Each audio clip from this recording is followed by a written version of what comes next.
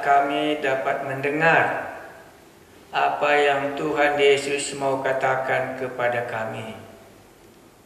Kamu adalah saksiku. Kamu akan dibaptis oleh Roh Kudus. Terpujilah namamu yang sudah memberikan janji ini. Dan Roh Kudus yang ada di tengah-tengah kami dan yang akan bersaksi menyaksikan Tuhan kami Yesus. Boleh kami mengenal. Dan pasal 5 ayat 17, rasul-rasul dilepaskan dari penjara. Akhirnya mulailah imam besar dan pengikut-pengikutnya, yaitu orang-orang dari mazhab Saduki, bertindak sebab mereka sangat iri hati. Mereka menangkap rasul-rasul itu, lalu memasukkan mereka ke dalam penjara kota. Tetapi waktu malam, seorang malaikat Tuhan membuka pintu-pintu penjara itu dan membawa mereka keluar, katanya, "Pergilah, berdirilah di bait Allah, dan beritakanlah seluruh firman hidup itu kepada orang banyak." Mereka mentaati pesan itu, dan menjelang pagi masuklah mereka ke dalam bait Allah, lalu mulai mengajar di situ. Sementara itu imam besar dan pengikut-pengikutnya dan bertanya, apa yang telah terjadi dengan rasul-rasul itu? Tetapi datanglah seorang mendapatkan mereka dengan kabar, "Lihat, orang yang telah kamu masukkan ke dalam penjara ada di dalam bait Allah, dan mereka mengajar orang banyak." Apa yang kita dapat tangkap dalam cerita ini? Karena kisah para rasul ini kan merupakan bentuk cerita, histori. Ceritanya bagaimana dari Yerusalem sampai ke ujung dunia akan ada saksi menceritakan tentang Tuhan Yesus. Dalam bagian cerita ini apa yang bisa kita tangkap? Paling tidak bisa kita tangkap kalau pasal 3 Simon Petrus yang membuat mukjizat dan menyembuhkan orang lumpuh. Hari ini dialah yang mengalami mukjizat itu. Dia yang dilepaskan dari penjara. Mungkin kedua cerita ini bisa juga kita tahu. Ini merupakan bayangan di mana barusan saja mereka ini menangkap Tuhan Yesus dan menyalibkannya dan menguburkannya dan kembali bangkit dari antara orang mati. Apa yang mereka tahan, apa yang mereka penjarakan, semuanya lagi menjadi lepas. Dan sekarang hal itulah yang terjadi kepada murid-murid, supaya mereka ini dipenjarakan, supaya jangan lagi dia memberitakan nama Yesus. Itu yang pertama kita dapat dari cerita ini. Berarti cerita Yesus berulang kembali di dalam cerita rasul-rasul. Iya. Mari kita baca ayat yang ke-17. Akhirnya mulailah imam besar dan pengikut-pengikutnya, yaitu orang-orang dari mazhab Saduki, bertindak sebab mereka sangat iri hati. Apa alasan mereka ini iri hati? Ya, jawabnya setidak-tidaknya tambah ramai orang yang mendengar nama Yesus. Kalau dibaca di atasnya ayat 16. Dan juga orang banyak dari kota-kota di sekitar Yerusalem datang berduyun-duyun serta membawa orang-orang yang sakit dan orang-orang yang diganggu roh jahat, dan mereka semua disembuhkan. Itulah membuat mereka ini menjadi sangat iri hati. Itulah imam-imam besar dan pengikut-pengikutnya, serta disebut lagi di sini mazhab orang Saduki. Jadi ada 3 golongan di sini, imam besar dan pengikut-pengikutnya, dan juga mazhab orang Saduki. Mereka bertindak karena mereka iri hati. Mereka sangat iri hati. Kenapa mereka iri hati? Karena sudah semakin banyak orang yang ditolong. Baik orang sakit, orang kerasukan setan, semua disembuhkan di sini. Bahkan asal kena bayangan Simon Petrus pun orang sakit itu menjadi sembuh. Jangan kita silap. Berarti inilah dosa yang terbesar mungkin dalam Alkitab, yaitu iri hati. Kemungkinannya orang imam-imam besar ini, pengikut-pengikutnya ini, dan orang-orang Saduki itu satu kali pun dia tidak pernah mengalami, baik oleh dia terjadi pertolongan kepada orang lain, maupun orang lain menolong dia, di mana Allah yang mereka sebutkan itu tidak menjadi nyata dalam hidup orang itu. Jadi mereka ini hanya taunya ajaran. Sehingga waktu dilihatnya Simon Petrus yang tidak sekolah ini, mereka menjadi sangat iri hati. Saya dalam catatan saya buat lagi di sini, apalah alasannya kita rasa Kain itu iri hati kepada si Habel. Jawabnya sama ya. Karena si Habel persembahannya diterima oleh Allah, tapi si Kain tidak diterima. Makanya imam-imam besar ini dan orang-orang Saduki ini dan pengikut-pengikutnya ini tidak diterima oleh Allah hidup mereka, sehingga nggak pernah dilihatnya perbuatan Allah dalam hidupnya, walaupun dia hidup di bait Allah. Menjadi iri.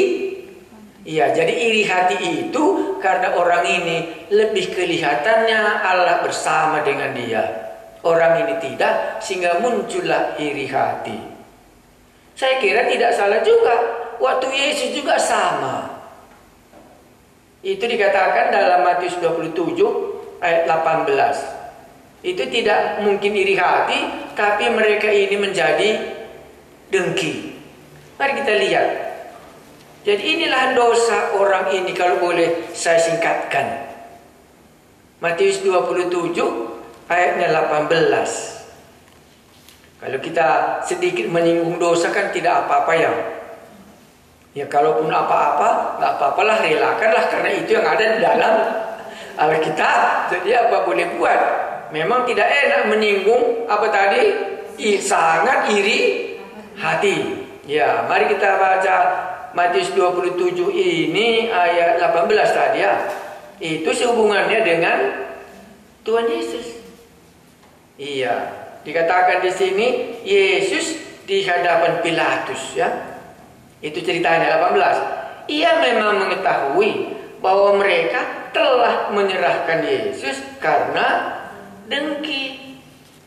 Jadi Pilatus itu tahu orang-orang yang menyerahkan Yesus sama dia ini karena memang dengki orang ini terhadap Yesus, karena banyak ditolongnya orang dan banyak orang yang mengucap syukur dan mengikuti Yesus. Muncullah tadi iri hati, di sini muncullah dengki. Iya, orang lain berhasil sebagai orang yang beragama, sampai doanya seperti si Habil. Si Kain juga beragama, tapi gak sampai persembahannya tidak diterima oleh Allah, dan tahu dia tidak diterima. Orang-orang mahkamah imam-imam besar ini juga sama, orang-orang Saduki ini juga sama. Tetapi orang-orang ini nyata banyak kali perbuatan Allah lewat hidupnya. Muncullah iri hati dari tengah-tengah yang ada di bait Allah, yang melayani Allahnya tiap-tiap hari, seperti Saduki, imam besar, dan pengikut-pengikutnya ini. Dan mereka juga dengki karena orang itu berhasil dalam mengikut Allah. Sama dengan si Habel, berhasil dia memberikan persembahannya dan Allah menerima persembahannya. Si Kain ditolak. Itulah membuatnya dia iri terhadap adiknya dan membunuh adiknya itu. Demikian juga rupanya orang-orang Farisi, orang-orang Saduki, dengki dia sama Tuhan Yesus. Akhirnya diserahkannya lah Yesus kepada Pilatus untuk dibunuh, untuk disalibkan. Iya. Jadi saudara yang mendengarkan firman Tuhan ini, kan tidak ada dalam hati kita iri hati ya. Kalau orang berhasil mengikut Tuhan gitu ya, menyanyi dia, memuji Tuhan, enak kita rasa. Waktu kita nyanyi, waktu kita berdoa, kita sendiri pun gak yakin doa kita dijawab. Akhirnya kita iri hati kepada orang lain. Sudahlah doamu itu, sudahlah kita bilang. Padahal karena bagusnya nyanyi hubungannya dengan Allah, makanya kita ngomel, karena kita dengki, karena kita sangat iri hati. Itulah dia. Jadi mulai dari si Kain, mulai masa zaman Pilatus, sampai lagi kepada rasul-rasul hari ini. Sama juga hari ini sampai kepada gereja. Mari kita lihat kalau begitu. Inilah dosa mereka. Jadi bukan karena politik, bukan karena kejahatan, bukan karena orang ini merampok bait Allah, tapi karena orang ini iri hati karena Allah nyata dalam hidup rasul-rasul itu, baik melakukan mujizat maupun keselamatan, menolong orang lain, dan banyak orang yang berduyun-duyun mendapatkan pertolongan. Kita sebagai imam besar tak pernah kita buat apa-apa kepada orang lain, sehingga muncullah iri hati di dalam orang ini. Kalau sudah muncul iri hati, sudah muncul dengki, apa ekornya? Mereka menangkap rasul-rasul itu, lalu memasukkan mereka ke dalam penjara kota. Makanya hati-hati kali tindakan kita. Kalau kita bertindak itu, bisa saja dengan jujur dalam hati kita berkata, karena iri hatinya maka seperti itu berbuat. Bukan karena salahnya dia, tapi karena apalah salahnya rasul-rasul ini sebegitu baiknya dia.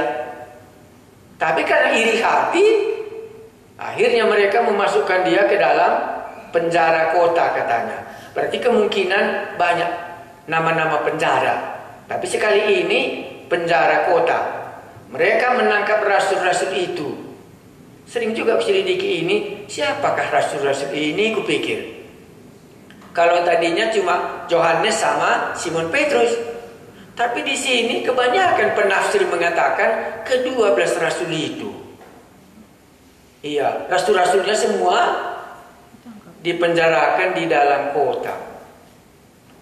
Tujuannya tadi apa? Supaya jangan lagi mereka menceritakan, supaya jangan lagi kamu adalah saksiku, supaya lenyap saksi itu. Makanya benar kurasa ini semua rasul. Ayat 19. Tetapi waktu malam seorang malaikat Tuhan membuka pintu-pintu penjara itu dan membawa mereka keluar, katanya.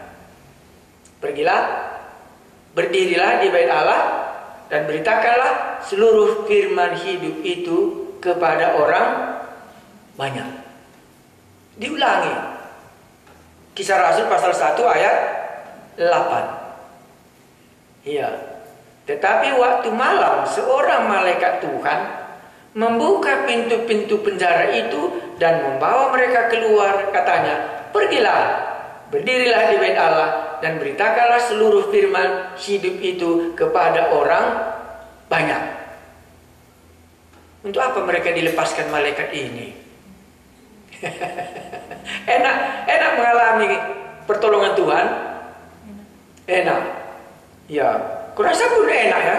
Lepas mereka ini dari penjara. Begitu lepas dari penjara ada perintah. Pergilah, berdirilah di bait Allah.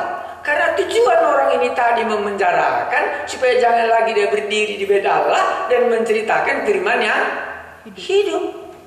Maka perlu datang pertolongan supaya firman yang hidup ini masih terus bisa diberitakan. Itulah sebabnya seorang malaikat Tuhan datang dan membuka pintu-pintu penjara itu semua dan membawa mereka keluar. Dan disuruhnya lah mereka ini kembali supaya berdiri di bait Allah. Imam-imam, orang-orang Saduki memasukkan mereka ke penjara. Datang pertolongan, malaikat karena mereka lebih tinggi daripada mereka ini, ditariknya lagi keluar anak buahnya ini. Disuruhnya lagi berdiri di bait Allah. Tapi waktu saya merenungkannya tadi, bagus juga pertolongan ini, kupikir. Iya. Tetapi yang paling bagus kurasa 20. Apa kata di situ? Pergilah berdiri di bait Allah dan beritakanlah seluruh firman hidup itu kepada orang banyak. Mereka ngapain? Mentaati pesan itu yang sangat berkesan bagi saya. Iya, mereka tidak lagi takut karena sudah didoakannya kemarin, berilah kami keberanian. Jadi kalau ada kesempatan keluar dari penjara ini, maka mereka berani lagi mentaati apa yang diperintahkan oleh malaikat itu. Maka mereka mentaati pesan itu. Sama persis seperti waktu Tuhan Yesus katanya, kamu akan menerima kuasa dan kamu akan menjadi saksiku di kota ini. Maka ini bukan lagi di kota. Berdirilah di bait Allah dan beritakanlah seluruh firman hidup itu kepada orang banyak. Dan mereka mentaati pesan itu. Dan menjelang pagi, masuklah mereka ke dalam bait Allah, lalu mulai mengajar di situ. Kita tahu mereka ini kan 3 kali beribadah satu hari ke bait Allah. Pagi-pagi, jam 3 sore, jam 3 siang, baru sore hari. Jadi begitu mereka keluar, pagi-pagi benar, kembali lagi mereka mentaati apa yang dikatakan Allah. Berdiri lagi di bait Allah untuk apa? Mengajar di situ. Ini mirip ayatnya dengan Efesus pasal 2 ayat. Tahu kamu Efesus pasal 2 10? Apa katanya itu, Bu? Masih hafal enggak? Karena kita ini buatan Allah. Iya, diciptakan dalam Kristus Yesus. Iya, untuk melakukan pekerjaan baik yang telah disediakannya bagi kita. Karena kita diselamatkan oleh karena kasih karunia. Sama kali di sini. Ya, hanya kita nggak mentaati pesan itu bisa. Tapi rasul-rasul mentaatinya berdiri lagi dia di bait Allah. Ya, pasti mereka tahu nanti datang lagi siapa? Datang lagi lah musuh-musuh yang tadi memenjarakan. Kalau kita kemarin di sini sudah ditangkap, berdiri lagi di situ, maka nasibnya akan sama. Iya, itulah dia di sini. Lalu mulailah mengajar di situ. Sementara itu imam besar dan pengikut-pengikutnya menyuruh mahkamah agama berkumpul, yaitu seluruh majelis tua-tua bangsa Israel, dan mereka menyuruh mengambil rasul-rasul itu dari penjara. Tetapi ketika pejabat-pejabat datang ke penjara, mereka tidak menemukan rasul-rasul itu di situ. Lalu mereka kembali dan memberitahukan, katanya, kami mendapati penjara terkunci dengan sangat rapinya, dan semua pengawal ada di tempatnya di muka pintu. Tetapi setelah kami membukanya, tidak seorang pun yang kami temukan di dalamnya. Jadi kalau begitu bagaimana mereka ini keluar? Ya, jawabnya tidak ada yang rusak. Pengawal di situ katanya. Kunci pun semua, pintu-pintu pun semua kunci rapi. Tetapi waktu kami masuk, tidak lagi kami menemukan seorang pun dari antara mereka. Inilah mujizat. Kan begitu kita katakan. Makanya tadi kita katakan Waktu itu Simon Petrus yang membuat mujizat orang lumpuh disembuhkan. Sekarang mujizat terjadi kepada Simon Petrus karena malaikat Tuhan datang. Maka tidak bisa lepas rupanya kalau penginjilan itu ada malaikat Tuhan. Maka salah satu tugas malaikat Allah, kalau kita baca dalam Ibrani pasal 1 ya. Ayat berapa itu ya? Ayat 11 kurasa. Karena di sini malaikat yang berfungsi. Kalau nggak ada malaikat, mereka ini tidak bisa berdiri lagi di bait Allah. Ibrani pasal 1 keingat ayat 11 kalau nggak salah saya. Tugas malaikat di situ atau yang 14? 14. Oh ya itulah Ibrani pasal 1 ayat 14. Itulah tugas malaikat di dalam surat Ibrani. Tapi inilah tugas malaikat di dalam kisah para rasul. Jadi malaikat itu dalam pekabaran Injil menjadi nyata sekali. Itu juga lah tugas malaikat memberitakan Yesus lahir waktu gembala. Maka saya bacakan Ibrani pasal 1 tadi ayat 14 ya. Iya. Bukankah mereka semua adalah roh-roh yang melayani, yang diutus untuk melayani mereka yang harus memperoleh keselamatan. Datang malaikat ini melepaskan hambanya supaya dia kembali lagi melayani, supaya ada orang yang bisa diselamatkan. Tapi kalau surat Ibrani, melayani mereka yang harus memperoleh keselamatan, orang yang mau diselamatkan itu yang dibawanya datang, bukan hambanya itu ditolong. Makanya berulang kali kita mendengar cerita orang-orang misioneri, ada malaikat yang menjagai mereka sehingga mereka tetap bisa mengabarkan Injil. Inilah dia di sini.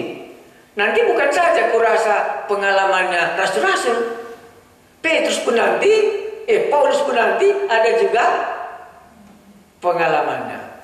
Jadi dalam cerita ini tidak bisa kita lupa ada malaikat yang menolong supaya Injil terus bisa diberitakan. Tadi ada Roh Kudus yang mengakinkan mereka. Roh Kudus juga bisa bersaksi. Tapi di sini malaikat menjadi sarananya dan malaikat juga mengulangi perintah tadi.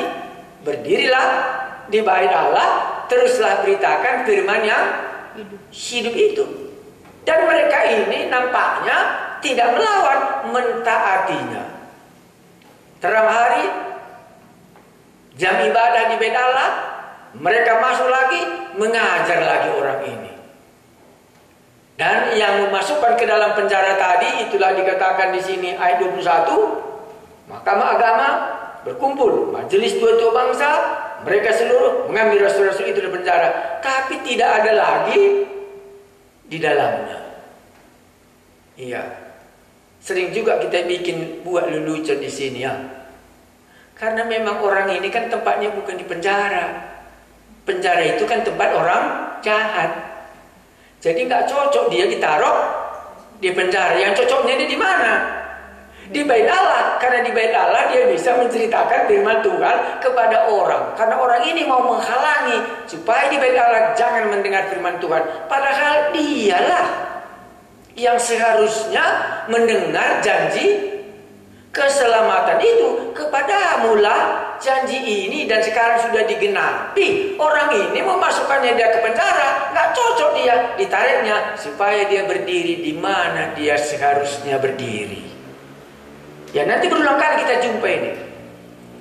Jadi kita ini masing-masing pas tempat kita berdiri di mana seharusnya kita ya.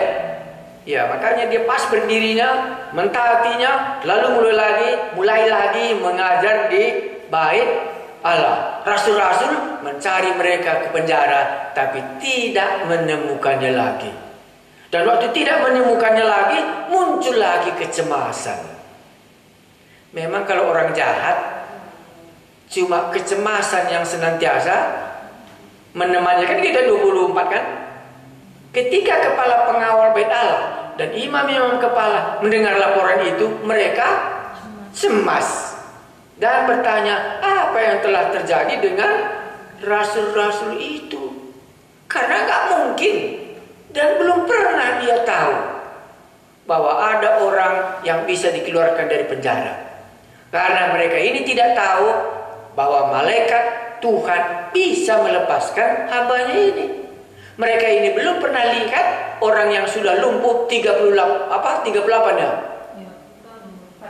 40 tahun bisa kembali berjalan.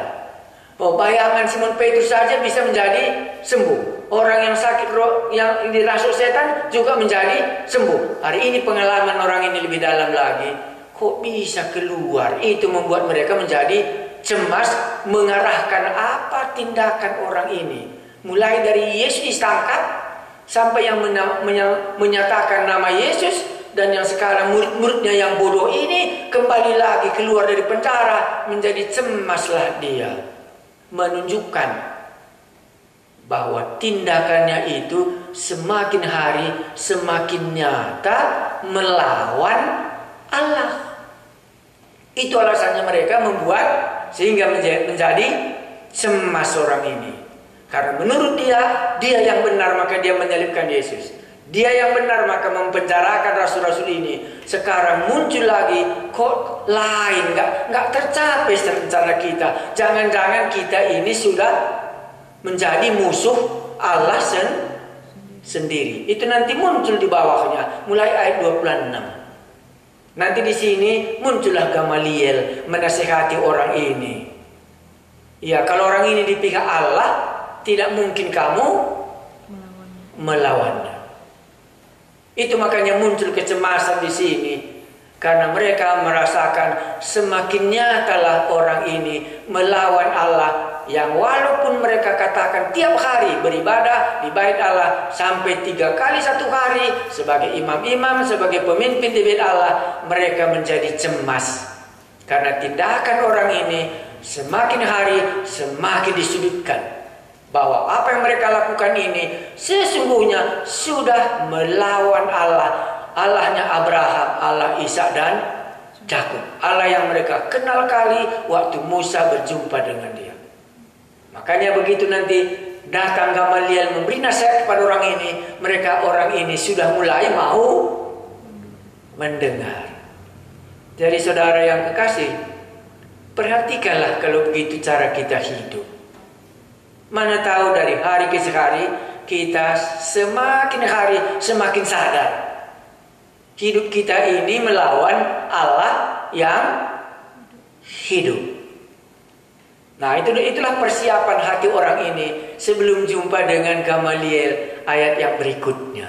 Kalau tidak, pasti juga mereka sama seperti waktu zamannya Tuhan Yesus, salibkanlah dia walaupun tidak ada salahnya.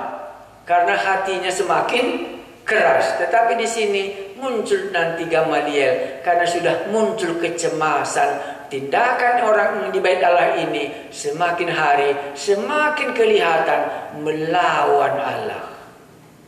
Mari kita baca 26. Maka pergilah kepala pengawal serta orang-orangnya ke bait Allah, lalu mengambil kedua rasul itu. Kalau di sini memang cuma 2 rasulnya. Iya. Lalu mengambil kedua rasul itu, tetapi tidak dengan kekerasan. Kan sudah mulai sadar ya. Karena mereka takut kalau orang banyak melempari mereka. Karena sudah banyak tadi berbondong-bondong. Kalau nanti ini diambil juga dari bait Allah dengan kekerasan, terjadi nanti pemberontakan. Mereka membawa keduanya dan menghadap mereka kepada mahkamah agama. Imam besar mulai menyanyai mereka.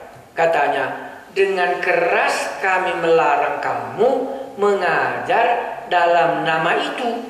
Dilarangnya jangan lagi beritakan dalam nama Yesus. Namun ternyata kamu telah memenuhi Yerusalem dengan ajaranmu dan kamu hendak menanggungkan darah orang itu kepada kami. Ngerti kita ayat itu? Dan kamu hendak menanggungkan darah orang itu kepada kami. darahnya Yesus maksudnya. Karena dia sudah menyalibkannya. Jadi dengan menyaksikan ini, sisi yang lain menyatakan bahwa kamu yang bunuh. Makanya darah orang itu tertimpa kepadamu.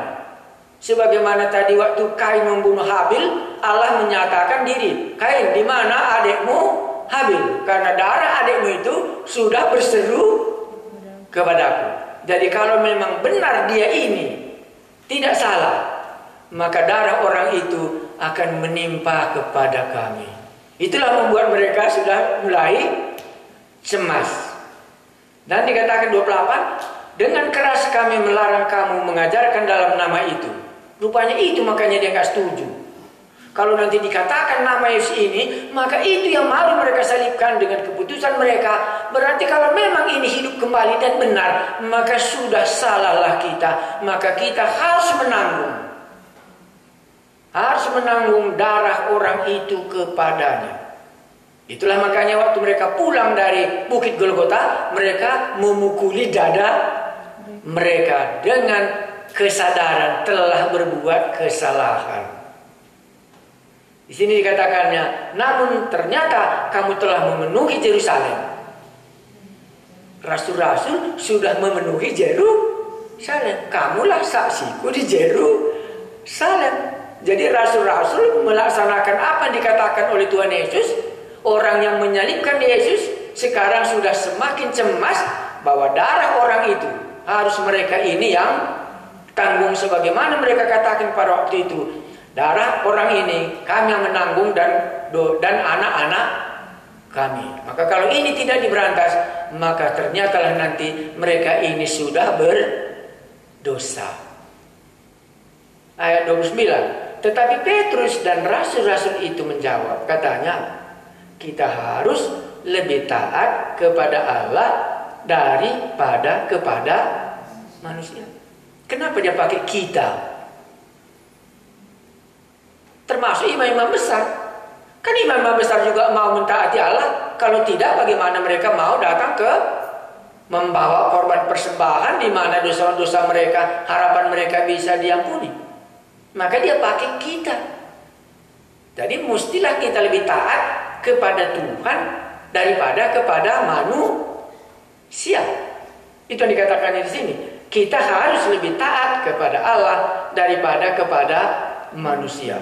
Dan ini sudah diucapkan Paulus, dan ini sudah diucapkan Petrus juga pada pasal 4 ayat 19. Mana lebih baik? Taat kepadamu atau taat kepada Allah? Dan di sini juga diulanginya sekali lagi, supaya mereka ini mendengarkan bahwa memang lebih taat kepada Allah daripada kepada manusia. Orang ini sudah salah. Lebih mereka mentaati kepada manusia karena mereka tadi apa? Iri hati dan dengki, bukan apa yang dikatakan oleh Allah. Karena dengki dan iri hati kan kata manusia. Walaupun sebenarnya kita harus mengakui dengki dan ini betul-betul kita harus mengutamakan mendengarkan perintah Allah daripada mentaati manusia. Itu makanya ayat 20 diulangi tadi kan, pergilah, berdirilah di bait Allah dan beritakanlah seluruh firman hidup itu dan orang banyak, dan mereka mentaatinya. Makanya di sini dia ulangi sekali lagi, lebih taat kepada Allah daripada kepada manusia. Semua kita, saya rasa, termasuk imam-imam, termasuk rasul-rasul, termasuk orang gereja, semua termasuk, pasti kita lebih mentaati Allah daripada mentaati apa yang dikatakan oleh manusia. Tapi Allah yang mana yang mereka taati? Inilah kesilapan, ketidakmengertian imam-imam ini. Iya, jadi sudah sampai di situlah kita dulu. Mari kita lanjutkan ayat 30. Allah yang bagaimana? Sekarang dia masuk ayat 30. Allah nenek moyang kita, maka dia pakai kita ya, termasuk imam-imam tadi. Allah nenek moyang kita telah membangkitkan Yesus. Nah inilah membuat mereka harus mentaati Allahnya sendiri. Karena Allah nenek moyang kita sendiri pun sudah membangkitkan Yesus. Kalau begitu Allah nenek moyang kita sendiri di pihak Yesus. Bagaimana kita pengikutnya ini? Nah, di sini mereka sangkutnya.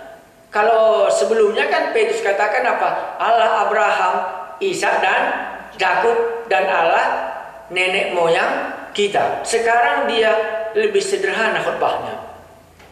Allah nenek moyang kita telah membangkitkan Yesus. Dan sambungnya, yang kamu gantungkan di sini bukan disalibkan. Dia pakai istilah kamu gantungkan, merupakan satu penghinaan. Sebagai orang yang menggantungkan, terkutuklah orang yang tergantung di kayu salib itu, kan begitu. Pada kayu salib, dan kamu bunuh. Inilah yang membuat mereka sangat terkejut. Jadi kalau boleh dikatakan, ini kan lanjutan pekerjaan Yesus. Sewaktu Yesus dalam dunia ini, kamu telah melihatnya, bahwa banyak dia melaksanakan mujizat, bahwa kerajaan Allah sudah datang. Ini kan lanjutannya. Nah, makanya lanjutan apa yang dibuat Allah yang dulu, itu Allah nenek moyang kita, dan itu yang sekarang ini sedang kami kerjakan. Kamu membunuhnya, tapi Allah nenek moyang kita membangkitkannya. Kamu menghinanya, kan begitu di sini. Kan menggantung itu kan penghinaan. Ada 3 poin di sini. Kamu menggantungnya pada kayu salib, dan kamu bunuh dia. Iya, baru disambung ayat 31. Dialah yang telah ditinggikan oleh Allah sendiri, dengan tangan kanannya menjadi pemimpin dan juru selamat, supaya Israel dapat bertobat dan menerima pengampunan dosa. Inilah dia. Kenapa harus kami dilarang? Kami kan melanjutkan apa yang dilanjutkan oleh nenek moyang kita sendiri. Nenek moyang kita sendiri pun membangkitkan Yesus. Iya kan begitu, Allah nenek moyang kita sendiri telah membangkitkan Yesus yang kamu gantung dan yang kamu bunuh. Dan dialah yang telah ditinggikan oleh Allah sendiri. Apa artinya ditinggikan? Dimuliakan, diterima dengan tangan kanannya. Dan Allah kita, nenek moyang kita sendiri, telah menjadikan dia menjadi pemimpin kepada hidup. Dan dia jugalah juru selamat. Kita katakan Allah itu adalah juru selamat kita.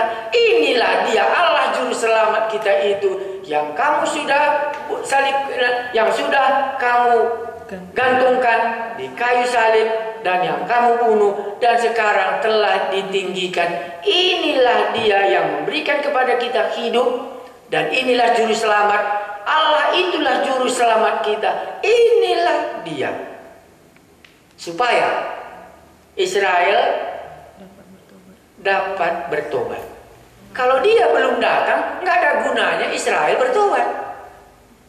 Kalau dia ini bukanlah Allah nenek moyang Israel yang membangkitkannya, nggak usah kita percayai. Tapi dia inilah, karena itu dia menjadi pemimpin dalam hidup kita. Makanya dia kamu salibkan, tetapi dan kamu bunuh. Sekarang Allah telah membangkitkan dia, dan duduk sebelah kanan Allah Bapa. Allah adalah hidup, dan itulah juru selamat kita. Allah itulah juru selamat kita. Karena itu, bertobatlah dan menerima pengampunan dosa. Nah, ini sama dengan khotbahnya pada pasal 3 ya. Ya, apa yang kami buat? Sadarlah dan bertobatlah supaya dosamu dapat diampuni. Tapi jangan lupa, ini adalah di hadapan mahkamah agama. Tetapi perlu dijelaskan kepada dia, supaya dia tahu bahwa apa yang mereka nantikan ini sudah digenapkan oleh Allah nenek moyang mereka. Bahwa di dalam Yesus inilah ada hidup, dan di dalam Yesus inilah ada keselamatan. Dan di dalam Yesus inilah ada pertobatan. Dan di dalam nama Yesus inilah mereka menerima pengampunan dosa. Bukan karena mereka beribadah di bait Allah. Baru disambungnya ayat 32. Dan kami adalah saksi dari segala sesuatu itu. segala sesuatu yang mana yang di atas tadi. Kamilah saksinya bahwa kami telah membunuhnya, kami telah menggantungkannya. Kamilah saksinya semua bahwa dia telah dibangkitkan dan telah naik ke sorga dan duduk di sebelah kanan Allah. Kamilah saksinya. Dari segala sesuatu itu, kami dan Roh Kudus. Karena sudah dikatakan oleh Tuhan Yesus, waktu nanti Roh Kudus datang, dia akan menyaksikan tentang aku. Tetapi kamu pun harus menjadi saksiku. Makanya kalau tidak ada Roh Kudus datang, walaupun bersaksi rasul-rasul, toh mereka tidak bisa percaya. Karena Roh Kudus itulah meyakinkan dunia akan dosa dan meyakinkan dunia akan kebenaran dan dunia akan penghakiman. Makanya kami adalah saksinya, yaitu kami dan Roh Kudus yang dikaruniakan Allah kepada semua orang yang mentaatinya. Sampai sinilah khotbah ini.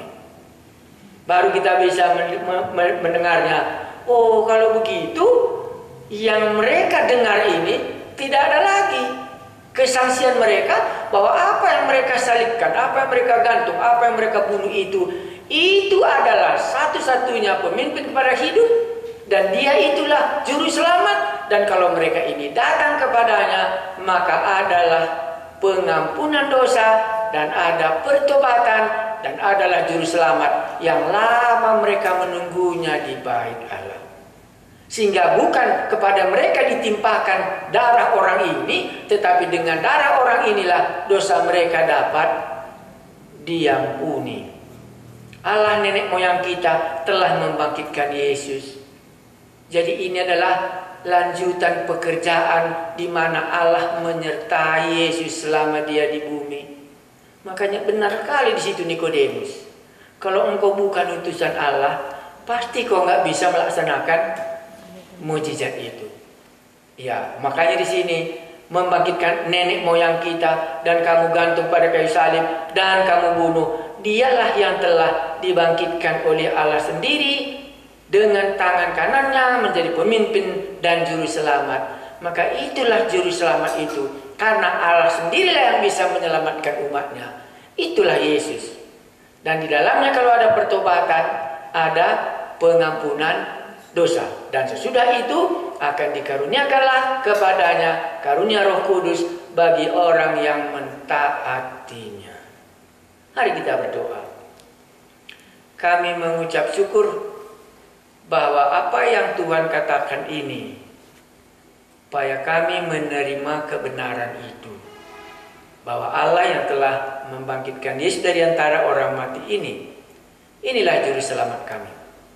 Dan di dalamnya lah ada pengampunan dosa, supaya setiap orang yang bertobat, dosanya dapat diampuni. Kami melihat bagaimana iri hati dan kedengkian orang yang di luar Yesus, orang yang di luar Allah, termasuk mulai dari zaman Kain sampai hari ini, baik kedengkian maupun iri hati, itulah.